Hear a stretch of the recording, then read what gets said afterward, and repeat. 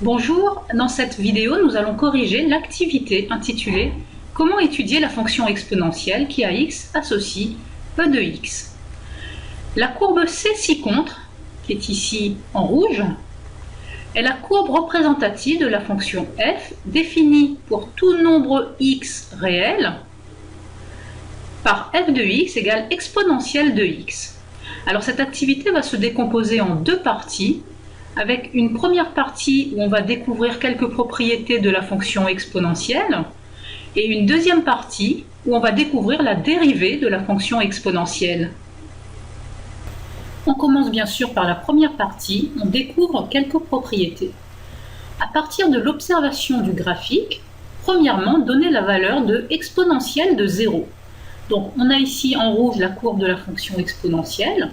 Sur l'axe des abscisses, on va prendre x égale 0 et on va voir sur la courbe l'ordonnée qui est égale à 1. Donc on va pouvoir dire que exponentielle de 0 est égale à 1. Deuxième question, indiquer pour tout x réel le signe de exponentielle de x. Eh bien, tu vois bien que pour tout x réel, la courbe de la fonction exponentielle est toujours située au-dessus de l'axe des abscisses. Donc ça veut dire quoi? Ça veut dire que pour tout réel x, eh bien, l'exponentielle de x est toujours strictement positive. E de x est strictement supérieur à 0. Enfin, troisième question, indiquer le sens de variation de la fonction f qui à x associe exponentielle de x. Eh bien, tu vois bien que la courbe de la fonction f est une courbe qui monte. Donc, on va pouvoir dire que la fonction f qui à x associe exponentielle de x est une fonction qui est croissante sur l'ensemble des nombres réels.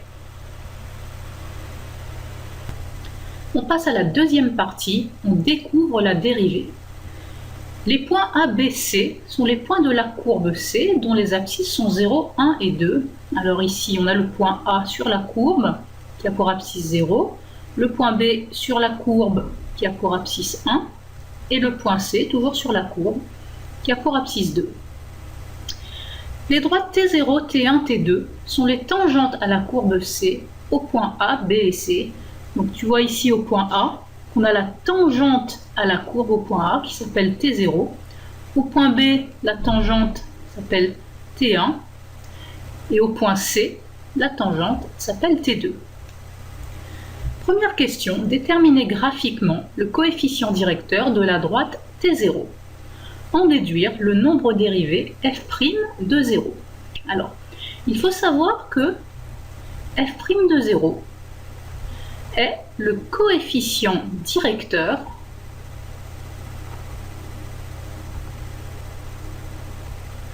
de la tangente, qui est ici la tangente T0, à la courbe de la fonction f, c'est-à-dire la courbe C, et au point d'abscisse 0, qui est en fait le point A. Donc ici, comment est-ce que je vais faire pour avoir f' de 0? Comment vais-je obtenir le coefficient directeur de cette droite T0?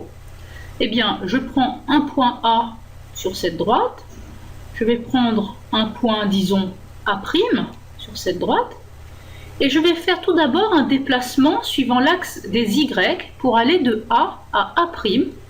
Donc ici, tu peux voir que je vais descendre de une unité, donc je vais faire un déplacement de moins 1. Je vais diviser ce nombre par un déplacement, cette fois-ci, suivant l'axe des X, pour toujours aller vers le point A'. Donc ici, tu vois que je vais me déplacer de une unité vers la gauche. Cela me fait donc un déplacement qui est égal aussi à moins 1. Et donc, f' de 0, c'est-à-dire le coefficient directeur de cette droite T0, est égal au quotient de moins 1 par moins 1. Et cela nous donne donc le nombre 1. Dans la deuxième question, on nous demande de déterminer graphiquement les coefficients directeurs des droites T1 et T2 et d'en donner les valeurs exactes, puis d'en déduire les nombres dérivés f' de 1 et f' de 2. Alors, on va tout d'abord commencer par f' de 1. Et comme précédemment, on peut dire que f' de 1 est le coefficient directeur de la tangente, qui est ici la tangente T1, à la courbe C,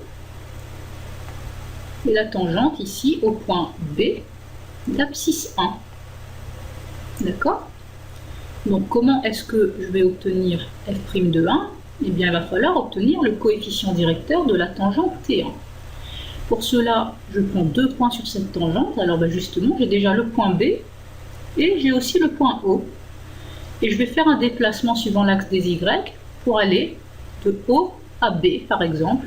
Donc tout d'abord, tu vois que je vais monter de E unités. Donc je vais avoir E sur un déplacement maintenant suivant l'axe des X pour aller à B. Et tu peux constater que ici je vais de une unité vers la droite. Donc ce sera sur 1. On peut donc dire que f' de 1 est égal au nombre E. Puis je vais passer à f' de 2. Et de la même manière, je peux dire que f' de 2 est le coefficient directeur de la tangente T2 à la courbe C. Et ici, on sera tangente au point C, qui est d'abscisse 2. Donc, comment est-ce qu'on va faire pour obtenir f' de 2? Eh bien, on doit obtenir le coefficient directeur ici de cette droite T2. Donc, pour cela, comme d'habitude, on va prendre 2 points sur cette droite. On a déjà le point C. Et on va prendre ici le point C'. Et on va faire un déplacement d'abord suivant l'axe des Y pour aller de C' à C. Donc ici, quel est le déplacement vertical? Eh bien, tu vois bien qu'on va monter de E puissance 2 unités E au carré. Donc on va voir E au carré sur maintenant un déplacement suivant l'axe des X. Donc pour aller à C, tu vois que je vais faire une unité vers la droite. Donc ce sera sur 1. Donc on peut dire que f' de 2 est égal à exponentielle de 2. On passe à la question 3. En utilisant les résultats obtenus précédemment, complétez le tableau ci-dessous où f' désigne la fonction dérivée de f. Et que remarque-t-on? Alors, on a dans la première ligne des valeurs de x, à savoir x égale 0, 1 ou 2. Puis les valeurs correspondantes de f de x, c'est-à-dire, eh bien, f de 0, c'est l'exponentielle de 0, ça vaut 1. F de 1, c'est l'exponentielle de 1, c'est le nombre e. Et f de 2, c'est l'exponentielle de 2, donc e au carré. Qu'en est-il pour f' de 0? Eh bien, on avait trouvé, nous, que f' de 0 était égal à 1. C'était le coefficient directeur de la tangente T0. Pour f' de 1, on avait vu que c'était le coefficient directeur de la tangente T1. Et on avait trouvé f' de 1 égal à e. Et pour f' de 2, on avait dit que c'était le coefficient directeur de la tangente T2. Et on avait trouvé exponentielle de 2. Donc, qu'est-ce qu'on remarque? Eh bien, ce qu'on peut voir, c'est que f de 0 est égal à f' de 0, f de 1 est égal à f' de 1, f de 2 est égal à f' de 2. Donc, on a envie de dire que f' de x est égal à f de x, c'est-à-dire à exponentielle de x. Dans la quatrième et dernière question, on admet justement que la dérivée de f s'exprime par f' de x égale exponentielle de x. En utilisant un résultat obtenu dans la première partie, indiquez le signe de f' de x, c'est-à-dire le signe de exponentielle de x. Alors, on avait vu que pour tout réel x, exponentielle de x était strictement supérieure à 0. Tu te rappelles, la courbe de la fonction exponentielle était toujours au-dessus de l'axe des abscisses. Donc ça veut dire que f' de x est strictement supérieur à 0 pour tous les nombres réels x. Donc si la dérivée de la fonction f est strictement positive sur r, On peut donc conclure que la fonction f,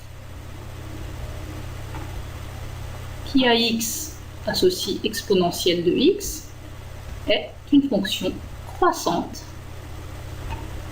sur R. Et on a donc retrouvé le sens de variation de la fonction f que l'on avait obtenu dans la partie 1. Pour terminer, que nous apprend cette vidéo sur la fonction exponentielle qui a x associe exponentielle de x?